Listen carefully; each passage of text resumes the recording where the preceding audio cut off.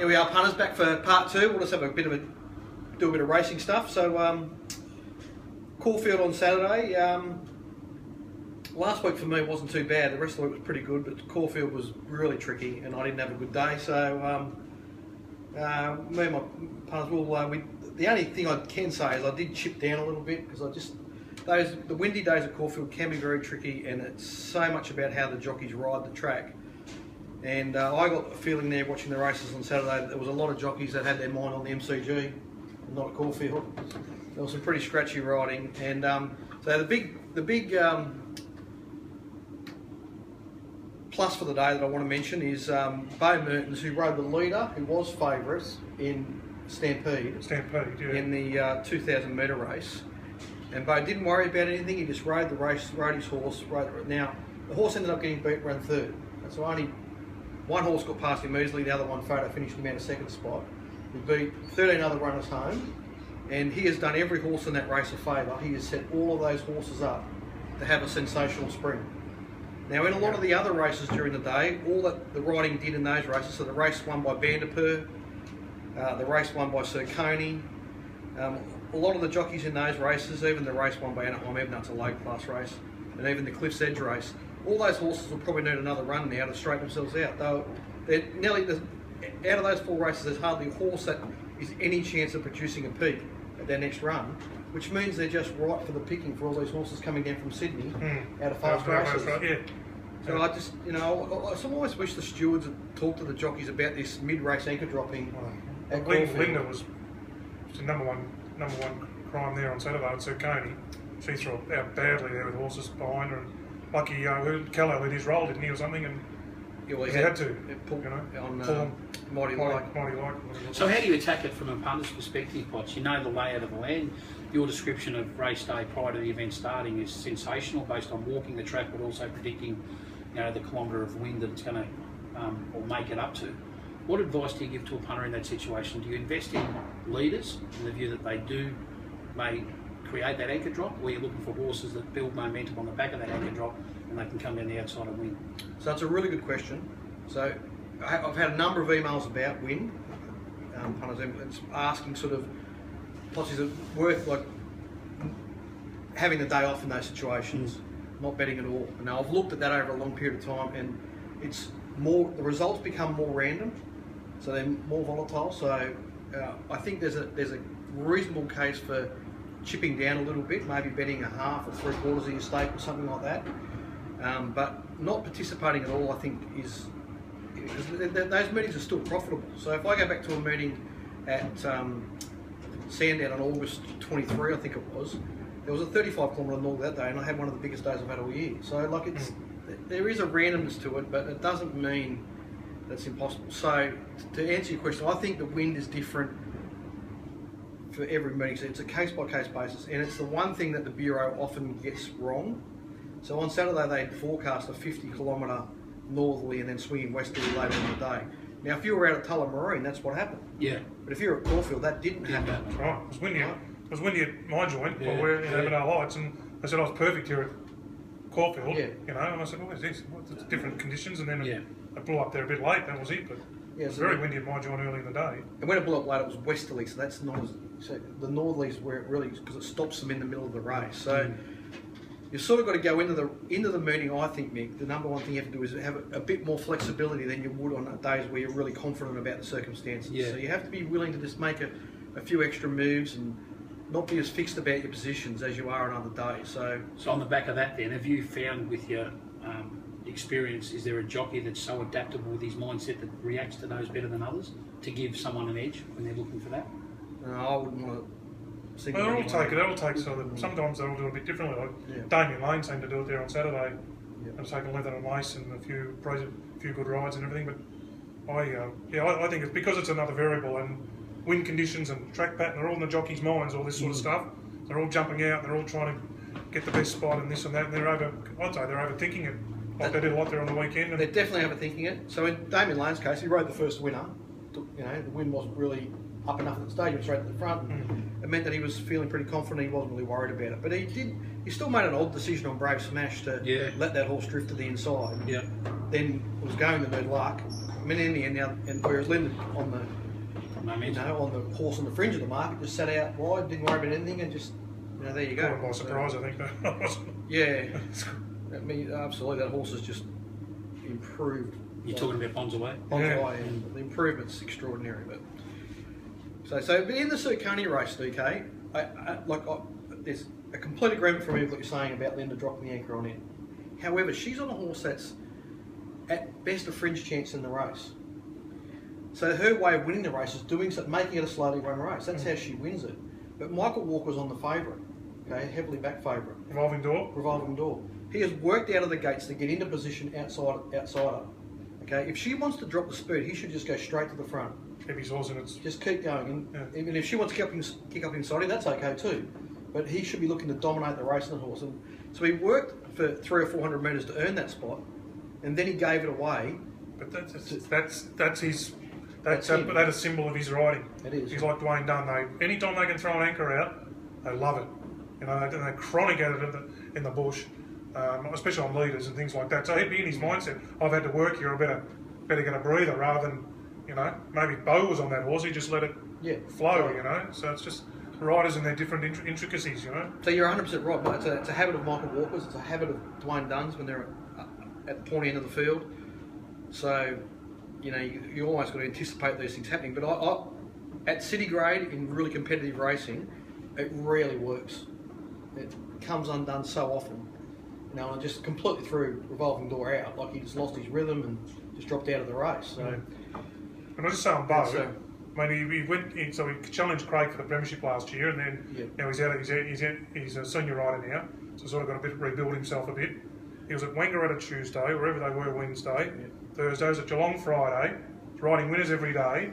I just notice how hard he's obviously trying to build himself up again. And he gets to Saturday, he's feeling good and everything. Rides a terrific race on Stampede. So, I took full credit to him. It gets tough when they come out of their time. The kids and everything, especially when he's been so high up last year. I looked at the premiership. He's down to number 20 on the tally this year, but he's rebuilding himself up. So. Philosophically speaking, it's a bit like any sportsman. You can't beat practice.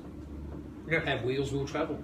And that's how you become accustomed to experience. The more you expose yourself to externals, tempo, race patterns, adjustment in those days, the much better you can be. You can talk about it as much as we like, but most people are based on learnings, are kinesthetic. We can learn through whiteboards, we can learn through listening to each other, we can listen and watch through television, but the best part of learning for any sportsman is the kinesthetic, the going and doing. And that's what you've got. And the hard work pays off, and the trainers said, Callo's going really well at the moment. He got off the drink and everything after what happened to him a while ago. And but even Kyneton was called off last week. He was up. He never had a ride in town, and then this week he was riding good chances all day, and then picked up the ride on Jamaican Rain, and and he'll end up with some rides in some big races. But he's going everywhere and working hard as well. So the trainers see. Yeah. So just getting back to the whole wind discussion, so it does increase the randomness, no doubt about it. I think it's a particular problem at Caulfield because, particularly when the wind comes from the north, it happens in the middle of the race. So like at Flemington, it's almost from the 1400 around to the. It's still, it just doesn't seem to have. It's not as bad, and at Sandown. Now, the wind is more of a problem in the back straight, so it's early in the race and it doesn't seem to create as much randomness in the result. So, in the end, punters have got to make their own decisions, but from my point of view, what I do is I still have back the horses that are on my betting plan in my set. That's my base, and then I just make a few, adjustments during the day, depending on how much of a factor the wind is, how the jockeys are riding it, what are they doing. Do I want to keep these positions? Do I want to trade out of some of them? Just massage it a little bit. But there's no right or wrong answer, and there's no fixed answer. You've really got to just deal with it on the day. And if we just had a blanket rule of not betting on windy days, there'd be an awful lot of meetings that we don't bet on that we wish we had of. Yeah. So. Yeah. Well, I've got a similar attitude to heavy tracks. Yeah. Heavy tracks has that variable where I got aggressive on a heavy track the other day and paid the fine for it. And the wash up to come out of it was that I'm not betting every day there's a heavy track, but I've got to chip down or just tread warily, Don't get aggressive. Same thing. Same when there's variables. So the other really great ride on the day was Brad Willer on Savannah and Moore. She's obviously going really well, that mare. When I watched it, I thought he might have been getting away with murder, but she's actually run along, and it's just a really good ride. He's won the race. Meanwhile, Dwayne Dunn was getting himself into no man's land on Ravi. I mean, the only race I really felt confident about on Saturday was backing Ravi and Miss Rock. Yeah. I probably wouldn't have been so comfortable if I was just backing Miss Rock, because it's Robbie. And oh, mate, Robbie Lane. It was up in distance, it wasn't on the backup, so had my heart in my mouth there. But because I was backing it with Ravi, I was really comfortable I'd backed the winner there, and so it was a very disappointing result for me. But anyway, looking back on it, I've just underestimated Savannah and Moore. She's a better mare than I've given her credit for, and Brad rode her really well. He just went with her. She jumped well, she's feeling good about herself, and he didn't inhibit her, he just rode her naturally, which is exactly what they need to do in these days. And she's run pretty good figures and won the race. So, boys, out of that discussion then, Potts, I know we've had some private discussions in relation to what horses should do before a race. Ravi, is it one of those examples for a punter who might be on track to see a warm-up behind the barriers, in the view that some horses take a while to get going into their rhythm, and Ravi could have been a perfect example of that on the weekend? Not warmed up, takes a while to get into its motion. And is that definitely something to look forward? I think one of the things that as punters we just miss, and it's something when I'm on course I take real note of, and it's hard when you just how much of a preliminary the jockey's giving it on the way to the barriers. Yeah. Is it just jogging around there? Is it going around with the clerk of the course, or is he actually getting it running around there at 3/4 pace, getting it ready to be in the race from the word go? It's a potential girl, isn't it? So she was so relaxed in the mounting yard. This is an 1100 metre, sorry, it was a 1200 metre race, wasn't it? Sorry. Yes, it was a 1200 metre race. So she's really relaxed in the yard. She's gone around, from what the parts of the footage I could see, she went around the barriers, just counted around there, and looked to me like she's come out of the gates, just too relaxed, just not ready to go. So if punters want to know what I'm talking about, there's one recent example I've taken really close notice of. I can't remember the name, it's a Robbie Griffiths trained horse. Hula Star? Hula Star, that's it. Punters, go and have a look at Hula Star's last 3 runs. I've watched that horse go around to the gates really carefully. I've watched her in the parade. She's gone around with a pony on every occasion, and she's come out of the gates, she's not ready for the race. And it's taken her half the race at least, more than half the race, to get into a stride. So you've almost got to ignore the first half of the race with her. And that's not her history. When you go back to when she was a younger horse, she was able to race on pace. Yeah. But she over-raced. So I think the stable's got paranoid about her over-racing, and they've tried to get her around the gate so quietly that she's just not ready for the race when the gates open. So, and it's a hard one to, because you don't see every horse on the way around there and you're not sure what they do, but when you actually see them come out and just struggle to get into the race early, when they're a horse that's got the talent to be wherever they want to be in the race, often that's what's happened. They just, in Ravi's case, I don't know what happened to it in Sydney. Maybe the jockey gave it a really strong preliminary. Well, it's funny how you say that. I think I heard the Sydney race caller on the weekend talk about Brett Nafdullah giving a horse a good wind-up before the start of the race. So, obviously, jockeys know their horse, or trainer knows their horse, and it's been a discussion point. Get around, give the horse a bit of a sool up to make sure it's ready to jump and actually participate in the early stages of the race. So those discussions obviously do take place. Yeah.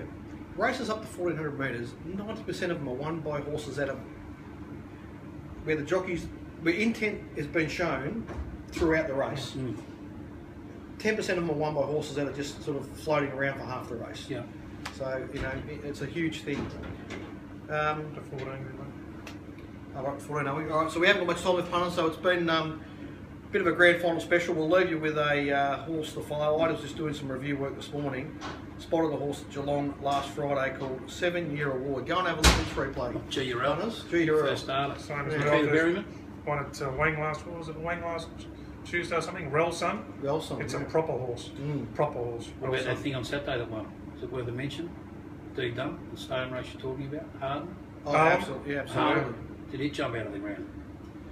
It's very hard not to put a big figure on that, so I mean that horse is going to be competitive in whatever it runs in. You're saying there might be some good hidden runs in that race, Potts. I think you're saying it's the obvious, but some nice platforms there.